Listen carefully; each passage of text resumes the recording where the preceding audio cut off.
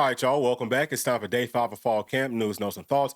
Please like and subscribe to the channel. We're going to be starting with the injuries, and this list is bigger, but this is not something that I'm too much, worried about. Now, there are some things that I'm a little bit concerned with up to this point in fall camp. We'll talk about that at the very end of this video. But Mike Matthews is off of this list, so he got to practice with us today. Cole Harrison, he's also off of this list. But we did add some names to this list. So Braylon Staley, right? He's taking some time off. I think it's more just like workload management. Ricky Gibson, probably same thing. Now, Ricky Gibson, he wasn't out there for like the media coverage, but he might have been out there once they left. Not quite sure on that. Brian Grant, he's also on this list. I'm not really too much worried about anybody except for Joshua Josephs. Starting to get a little bit concerned just because this will be his third practice that he just flat out missed. It could just be one of those situations where he's dealing with a nagging injury and they're just trying to make sure that he's going to be ready for the scrimmages and all of that, just like kind of like let him heal up. But I've been speculating just to myself, not based off of anything, okay? Not based off of nothing that someone has told me, but I'm wondering what if it's a big enough of a like nagging injury that he needs to have some type of a small surgery that could put him out for maybe like one more month. I think that if that's the case, then let's go ahead and do that right now, right? Just because that would at least maybe get him back for that second game, if not for the first game, possibly. And again, that's pure speculation, but that's the only thing that I am maybe a little bit worried about with these injuries. But outside of that, I think Tennessee's going to be perfectly fine. Most of those players probably just like some small, like, nicks and bruises and things like that, or it's just about workload management and things like that. So with all that being said, man, let's go ahead and jump into the players and the coach that got to speak to the media today. And it was our offensive line with the offensive line coach, Coach Elarbee. So Coach Elarbee said that Jesse Perry pretty much does everything perfectly. He said that he does everything right, which is huge. I think that Jesse Perry is probably plugged in as a starter on this offensive line somewhere, probably at one of those guards, left side, maybe right side. So that's a really big note. He also said that they've been working a lot as an offensive line with their hands, making sure that their hands are in the right places and all of that, which is big because looking at last year's film, kind of felt like that was something that we needed to work on. I mean, obviously your foot stuff, your footwork that needs to be worked on too. And he touched on that, but for me, it was more just like with the upper body. Felt like we were kind of like off balance with our upper body. I don't know how much that goes into the hands, but either way, if that helps with our upper body not getting swayed to and fro, then that's going to make this offensive line even better. And I think that the offensive line is already more talented than it has been previously. So very, very positive notes. And then he says that he really likes David Sanders. He says that, man, mentally and physically feels like he's ready. Also talked about Lance Hurd cutting all that weight, but getting stronger. So the tackles, okay, he's very high on Tennessee's probably starting tackles. Feel great about that. And he also talked about William Satterwhite. He said that he gets things mentally, he knows what to do. But to me, it kind of sounded like he wants for him to get maybe stronger, maybe more physical. And also, he's got to do a better job snapping the football. What's interesting, though, is that he said the same things that Sat's got to work on, that Sam's got to work on. Those are the two guys that are probably going to be starting at center for us. I think it's more than likely going to end up being Sam Pendleton. But either way, that's something for us to watch very closely over these next several weeks. And then next, we got to listen to Jesse Perry, who I think looks like $1,000,000. He looks like a starting offensive tackle in the NFL. He looks physically great. And he talked about gaining 50 pounds since he came up. He's up to 320. He said that he's been working on his technique and that it's easy for him to go from guard to tackle, left side, right side, doesn't matter. So he's that swing guy. But like I just said, he's probably going to be a starter. So that could take away maybe some of the like hidden depth on this offensive line. But I think that honestly speaking, just from what I've seen up to this point, listening to him speak, listening to other players and the coaches talking about him, I think that he's going to be one of the better offensive linemen on this entire team. He might actually be fighting for like that second spot. I think that Wendell Moe is probably the overall best guy. Jesse Perry's probably not too far behind where Wendell Moe is. Now, obviously, you still have Lance Hurd. Lance Hurd could be in that same realm too. So just saying all those things just to say that, man, our offensive line I feel like it's going to be so much better in 2025. And next, we got to listen to Shamrod Umarov, who said that he's been working on being a leader in that room. He said that it doesn't matter if it's a first-year player, transfer portal player, fifth, sixth, seventh-year guy, that everyone's pretty much treated equally. So I'd personally would just love to hear that. I think that goes a very, very long way with people's psyche. So That's big. He also said that Lance Hurd has been one of the more like vocal leaders, and when he speaks, everyone shuts up and they listen. That's huge to know that Lance is taking that step forward for this offensive line. And he also said that Jackson Moy is the toughest person for him to block, which we're going to hear some other players say that too. But I think that that's very, very interesting. And he said that he's gotten stronger, he's gotten more confident, and that he hasn't hit the transfer portal because he loves Coach Elarbee. He thinks that he's one of the best offensive line coaches in the whole country. So very, very positive. Now, Wendell Moe, okay, he talked about understanding Tennessee's offense and being acclimated to our tempo, which we felt like would happen just because he lost like 30 pounds. So he should be in much better shape versus what he was last season with an offense that I think that they run a pretty good amount of tempo. I don't think that they have like a super slow offense by any means, but either way, like if you lose 30 pounds, you're going to be in much, much better shape. So that's big. I think that that might have been some people's worry with Wendell Moy coming to this offensive system. And he also said that he's fine playing left side or right side. He's just going to do whatever the coach wants him. And, that's always big. He said that David Sanders looks great. Just technically, he has really good funds. That's positive for, one of these veterans to see one of your young guys showing that type of work. That's beautiful. And he also said that Jackson Moy is the toughest person for him to block. Now, last person is going to be Bennett Warren. So Bennett Warren talks about losing about 35 pounds. So he's now down to about 320. So 6'8", 320. He could play left tackle, he could play right tackle, and he has been playing both. And he said that he's comfortable doing either one. He said that, yeah, there's some differences, and you have to make sure that everything is pretty much equal on both sides, but he's working through it. And I think that he's going to be Tennessee's new like swing tackle, because he's the only guy that I feel like has been working outside of like the starters that's been working on that right side and that left side at tackle. So he's taking a step forward, and hopefully he's going to be sticking with this, because I think that next year he could be, one of our just true starters. So looking out for a really big season from Bennett Warren. Now, Sam Pendleton, he was supposed to speak, but I haven't seen any interviews with him just yet. So maybe I missed it, maybe not. I don't know. If I can find it later on, and if there's some good points, then we might come back and talk about that either later on tonight on Patreon, or maybe in tomorrow's video. So with all that being said, let's go ahead and talk about the actual practice. So number one, man, Boo Carter is back practicing with the team. P and I touched on this, I think, Saturday, right? We said it wouldn't make sense for him just to keep on getting punished and not practicing with the team, because we need him, okay? We need him on defense for sure, which it sounds like he was working with the 2s and 3s on defense, but he was also doing some special teams work, so catching punts and things like that, which is really big. And then just touching on that, the other players who were working on catching kicks and punts and all of that was Peyton Lewis, D. Morris, Bishop, Mike Matthews, and Idris Farouk. So those are the guys at this point. I would not be shocked if more people get an opportunity there. I don't know why you wouldn't just, hey, as many people as we could possibly bring over here, let's just bring them over. If you got to get 2 punters going just to get the punters some more reps too, then do that. Or if you need 2 jugs going, whatever you got to do, get as many folks, acclimated to being able to catch kicks and punts as you possibly can. But with all those things being said, it has been speculated on, would Boo Carter get the opportunity to do special teams? We can see that that's been checked off. He is going to get that chance. Would he be able to play on offense? I think that he will. P and I also talked about that.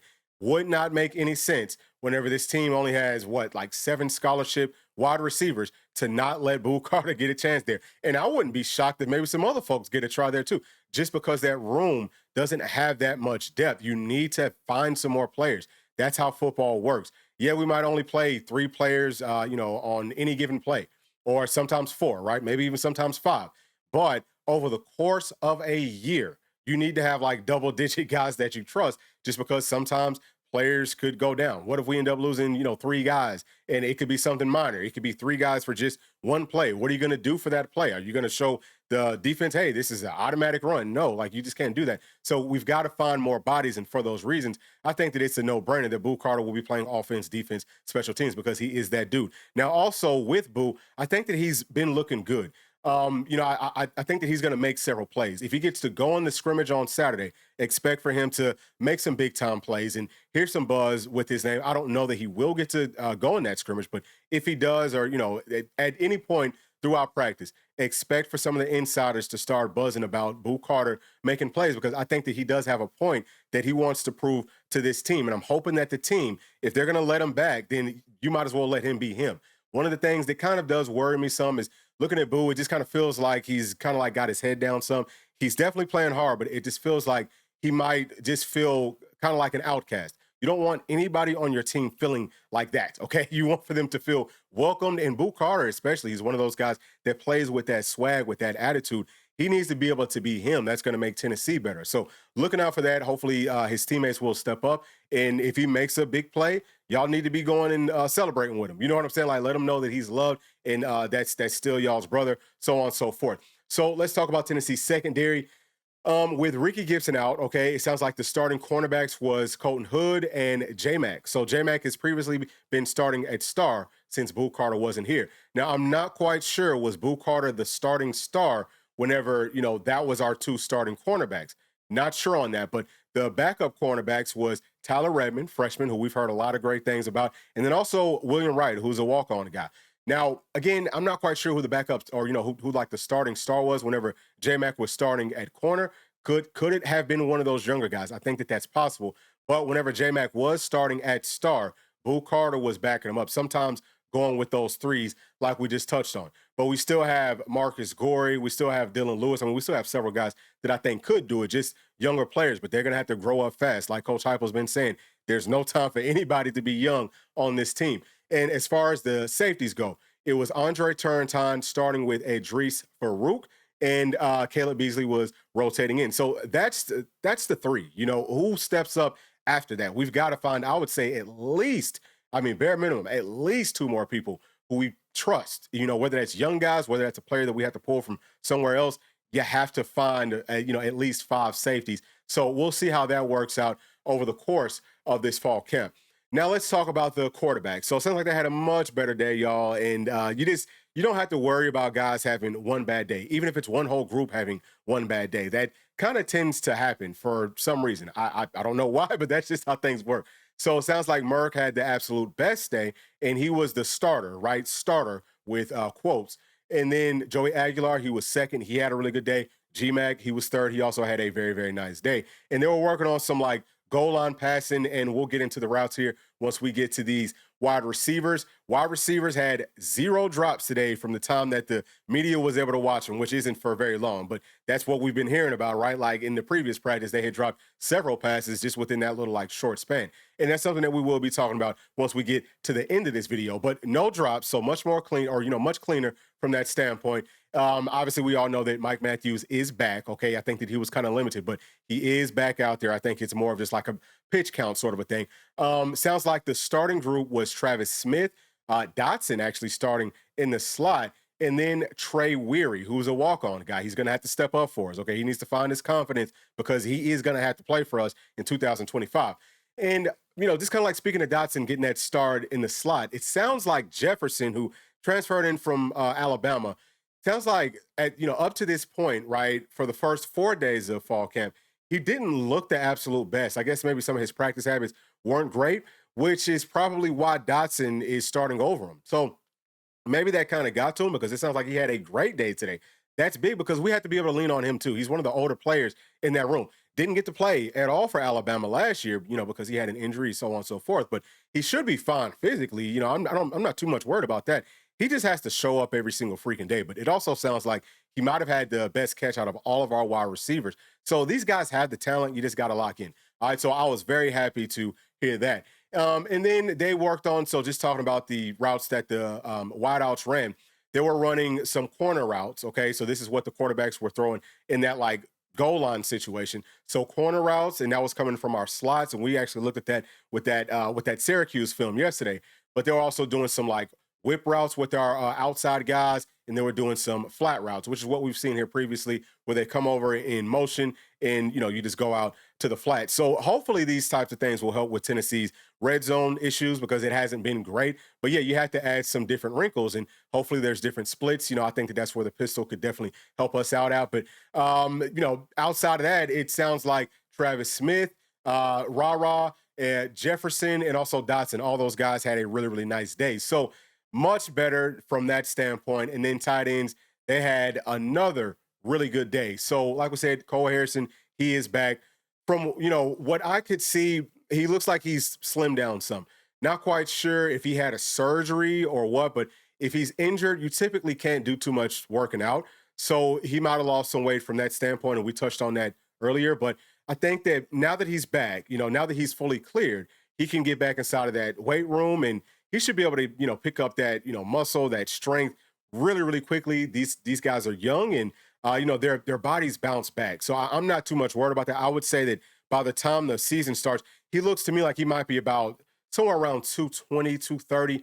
I would say that by the time the season starts, he could very easily get himself up to, 235, something like that, maybe even 240. So if that happens, then yeah, he's one of the other guys inside of that room that you trust. But it sounds like Brame had a really nice, like one-handed snag. So just that whole room from top to bottom, guys look good running routes, catching passes, and blocking and being physical. Obviously, outside of Cole Harrison, just because he's just fresh, fresh off of being injured, so he's brand new to being back. But I think that we're going to be fine with that tight end room. Not too much worried about it. Now let's talk about Tennessee's D line. I only have really like one real note here that they look incredible. Okay, that defensive line looks serious. We have several dudes, but there's two that I want to point out.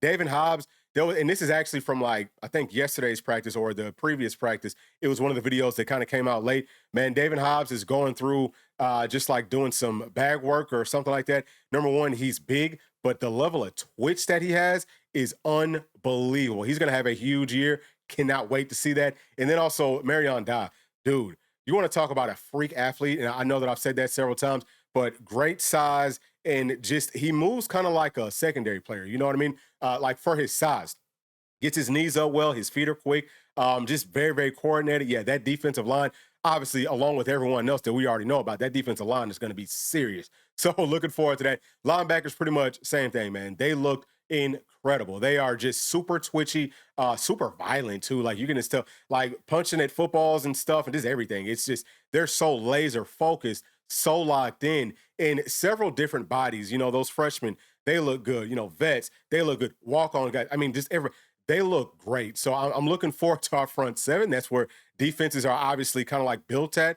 And it's really starts with that front four. So from that first level to that second level, dude, listen, loaded, absolutely loaded. Obviously, we want to get Joshua Josephs back, but even with those Leos, from what I've seen, y'all, we've got plenty of bodies. I'm not overly worried, just from that standpoint. Now let's talk about the offensive line. We touched on that earlier, but looks like the offensive tackles just worked on picking up blitzes, which is huge, okay, which is absolutely huge. I don't think that, and not even just with our tackles, I think that our offensive line as a unit last season, sometimes with the stunts and with the blitzes, didn't hand things off very well, didn't pick it up very well. But I just think that we look much quicker. You know what I'm saying? Like, we just look better. Like our technique, our fundamentals, everything. It looks really, really good. Now, how does that look in live situations? Might be kind of different, but it has to start somewhere. So it starts in these drills. Are you perfect going through this stuff? You know what I'm saying? Like, are you perfect with your hand placement, with your punches, with your passing, with your talking? If we can do that, then it's going to help us once it comes time for these scrimmages and things like that. And also, it looks like Lance Hurd, Jeremiah Hurd, and also Bennett Warren all worked at left tackle. So I don't know who the right tackles were because they don't say anything here. But I just thought that was interesting that we've got so many people working on that left side. And also, I had to have a note here about Jeremiah Hurd.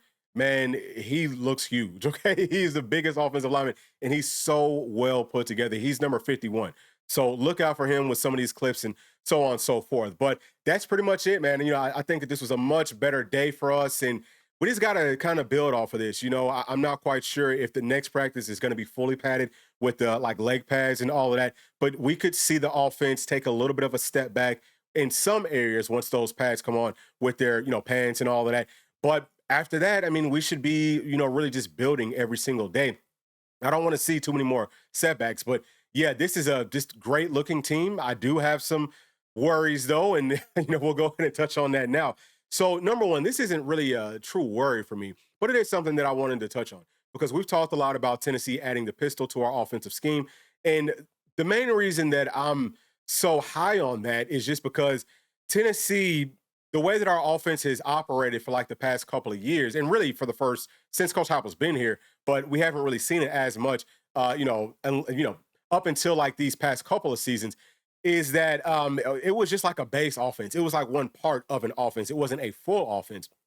But adding the pistol with some of these tighter splits. And it doesn't really too much matter if it's pistol or if it's some, other sort of set, but having those tighter splits, and some of these just different things, having some different like route combinations and things like that.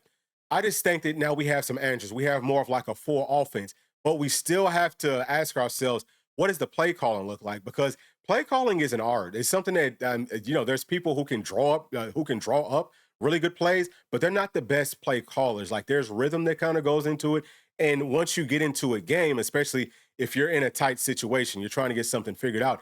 It's rare that you would try to do something new or something different. You go back to what you know. You go back to what's worked for you previously. This new pistol, it's something I'm sure that the coaching staff has seen previously. I know the coach Hypo has. So he might have some things that he could kind of like, draw to and say, okay, well, yeah, so we ran this, versus this sort of a look back in 2012 or, whatever. So he could do something like that. But with Coach Halsey, I'm not sure how much he's acclimated to that pistol. So saying all of these things just to say that the actual play calling is going to be critical. That's going to be really big. Just because we switch to a different scheme doesn't mean that we're necessarily going to use it, right? So we have to just like watch out for that. All right, so that's like my first kind of like thing. I'm not, like I said, I'm not really worried about that. It's just something for us to, look out for.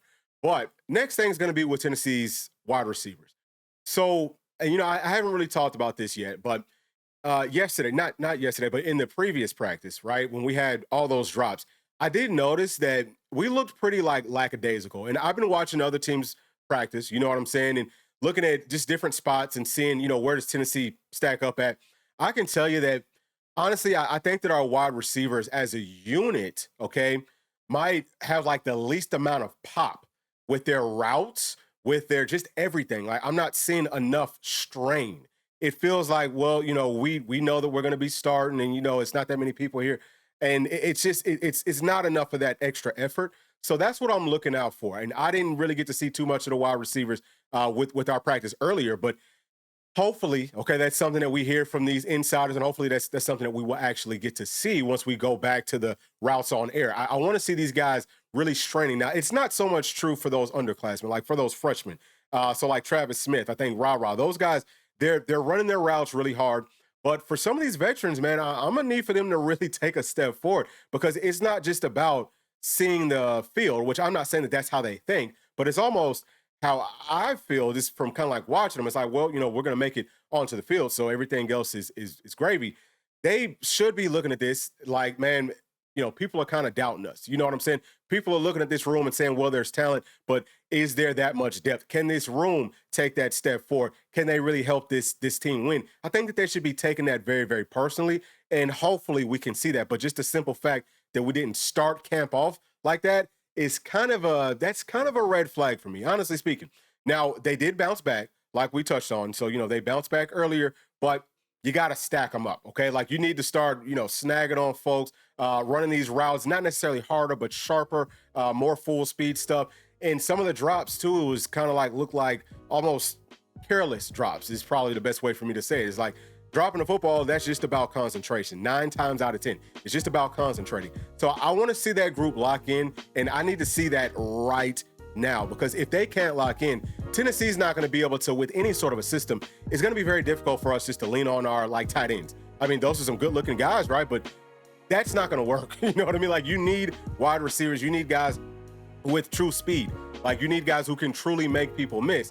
I mean, our tight ends, I think that relatively speaking, they can do a good job with that. There's players that'll be better than others, but it's not going to be quite the same. I don't think that it's as simple, not with this team this year, as, hey, we'll just flex out tight ends all the time, and that's going to be good enough. No.